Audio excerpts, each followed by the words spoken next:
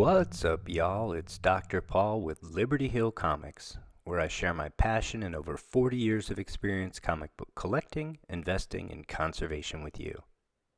Today, we're continuing a short conservation project for this copy of Fantastic Four number 17, published by Marvel Comics in August of 1963 by Stan the Man Lee and Jack King Kirby. It's 60 years old now and needs a little bit of our help making sure it survives the next 60 years, so we're going to perform a conservation with a very light touch. In episode 1, we did a thorough assessment and documentation of the condition of the comic before we began any conservation work, and we developed our game plan for this conservation project. This comic book is in pretty good shape, but we found a few flaws that we'd like to address, including several small tears to the cover, some cover water stains, a spine roll, a larger tear to the centerfold, and a large disruption of the gloss on the back cover, in addition to general soiling and moderate tanning of the cover. Our game plan includes disassembly of the comic, dry clean of the cover, a quick wet clean of the cover and the centerfold with deacidification and chemical stabilization, and archival tear seals using Japanese paper and wheat paste. Importantly, we'll do this work with a goal of achieving no noticeable difference in the paper quality between the centerfold and the rest of the inner wraps. Then, we'll treat the loss of gloss on the back cover, reassemble this comic book, refold it, removing the spine roll while we're at it, and give it a final press. This project will be complete when we document the final results. In episode 2, we remove the staples, taking care to preserve the orientation and location of each, and disassembled the comic book. We always store the interior pages in Mylar while we are working on the cover, and vice versa. We completed the dry cleaning of the cover, obverse and reverse, most of which was done off camera. At that point, our cover and centerfold were prepared for wet cleaning, deacidification, and paper mending operations. In episode 3, we performed the wet cleaning and deacidification of the centerfold using my express method for wet cleaning on the hobby mat, after which we performed the archival tear seal with Japanese paper and methyl cellulose on the 1-inch rip in the centerfold wrap and began the drying and cold press operations. In episode 4, we trimmed the excess Tengujo paper from the cover and centerfold and restored the gloss to the large area on the back cover that was looking dull prior to our wet cleaning. In episode 5, we reassembled the comic book, replaced the staples, and refolded it, correcting the spine roll as we did so. If you want to watch any of those episodes before watching this one, just follow the link to the playlist for this project.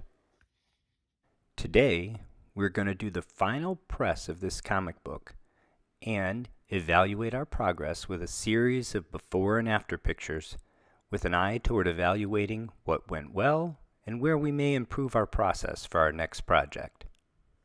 But before we get to our main topic, I want to thank everyone for helping us achieve our goal of 1,000 subscribers. That triggered our giveaway of this copy of Star Wars #1 in CGC 7.5 with white pages. Published in 1977, this is the first appearance of Luke, Leia, Vader, R2, 3PO, and a host of others, as well as the first cover appearance of Obi-Wan and Han Solo. The drawing will be on September 29th, so it's not too late to qualify to win.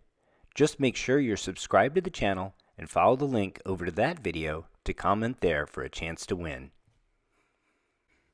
Alright, let's get to work. Make sure you have clean and dry hands. This comic book's going to receive a pretty standard Silver Age press. I'm going to use a magazine backer board in the center with cutouts for the staples, as is my standard. That allows us to get nice and tight into the fold that we created.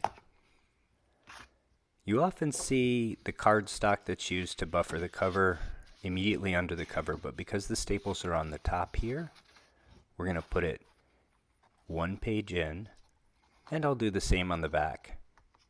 for similar reasons.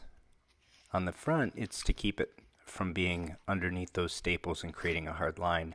On the back, it's because I don't want to push too hard against the sort of ill-defined fold from this side since there aren't any staples holding it in place. Now I'll just make sure that that's firm, but not push the paper in too hard.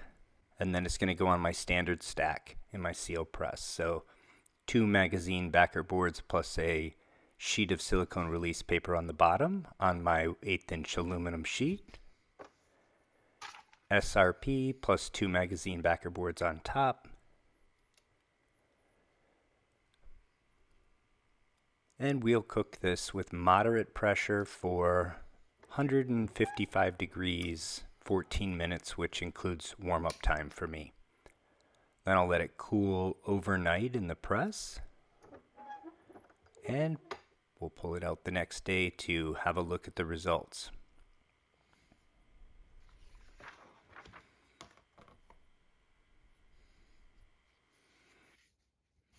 Overall, I'm really pleased. You can see from the light source we have really good gloss and a nice, really flat cover that presents really well and gives the impression of a fresh book, even though it's sort of a well-worn book, if we're being honest. I'll show you stills of all the before and afters of these pages, but you can see the cover is nice and bright now. The main thing I want to demonstrate here, this is the centerfold, and I just want to show you the paper quality between the centerfold and the next wrap in, because we had a goal here of not having a significant difference in the paper quality there, and I think we achieved that. There was a risk with the deacidification and mending of the centerfold that it would be white compared to the rest of the wraps, and we took pains to make sure that that wasn't the case, and I'm happy to say we accomplished that. All right, let's have a look at those before and after stills, which I know is what everybody wants to see. Here's the front cover, head on, and I would say that there's a noticeable difference here. It's subtle, but the cover is smoother, it has beautiful gloss, it's brighter, it's cleaner. You can see that we corrected the spine roll, but there weren't any major defects on the front cover. So overall, kind of a subtle effect of our conservation work.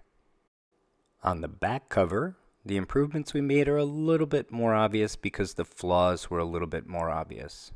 Owing to all of the white on the back cover, you can see how much noticeably brighter it is now that it's been cleaned and deacidified. We also had that tear on the bottom of the page that's been repaired, and we had some more severe wrinkles and a crease on the upper middle of the page that have been improved. Here's a close-up of that tear on the bottom, and you can see how much soiling we removed, and that we had a really beautiful, barely noticeable repair of that tear, which goes a long way toward improving the look of this comic book and preserving it for the next generation. On the inside of the front cover, you can see again, owing to all of the white, a dramatic improvement in how bright the paper is. There's also that small tear that we had on the upper third of the opening edge on the left there that we corrected. This comic book had a lot of water spots on the cover, and they were most obvious on the interior of the back cover here, and you can see the evidence of them against the before picture where the paper quality was clearly cream to off-white. And we've decreased the visibility of those water spots, though we haven't completely removed them, by shifting the paper quality to off-white to white. Here's a close-up of the upper left corner of the back cover, showing the before and after, where we removed the spine roll, and obviously brightened the paper, cleaned up a lot of the soiling that was on it, removed the light wrinkling and creasing. These are all subtle effects, but taken cumulatively, they have a dramatic effect on how well the book presents and can give us a nice bump if we choose to have the book graded. The greatest structural defect in the book was this 1¼ inch tear in the top of the centerfold, for which we completed an archival repair with Japanese paper and wheat paste. I'm happy to say the repair went beautifully, will not be noticeable to a casual reader, and will hold up nicely to handling or reading with no danger of further damage to the comic book. This was a really satisfying project with great results, as this image of the front cover with incident light shows off well. Although this comic book came to us in pretty good shape, it had some flaws that the owner wanted addressed, and I think we did an admirable job with this one. I'm really satisfied that we were able to mend the rips, really brighten up the cover, restore the cover gloss, and remove the spine roll. And even the subtle details went our way on this project. We met our goal of having no noticeable difference in paper tone between the centerfold, which we wet cleaned as part of our tear sealing process, and the next wrap in. Remember that we deacidified the cover and the centerfold when we performed the tear seals. When we did this, we used calcium hydroxide, which leaves behind an alkaline reserve in the paper to preserve against future acid-catalyzed hydrolysis of the cellulose, which is what causes comic book paper to deteriorate over time. While we didn't treat every page of the comic in this way, the alkaline reserve in the cover and the centerfold will still afford some measure of protection for the entire book and help preserve it for the next 60 years. When you do your research, practice your craft, and put in the work, sometimes it really pays off. I think we achieved a great outcome with this book, and I'm sure the owner will be very pleased. Most importantly, we preserved the book for future generations and had fun doing it. Most of the materials I use for comic book conservation are available from Amazon and the affiliate links in the description if you need any of them for your own conservation projects. If you enjoyed this video, please take a moment to give it a thumbs up, leave me a comment, and subscribe to the channel if you haven't already. Until next time, take care of one another.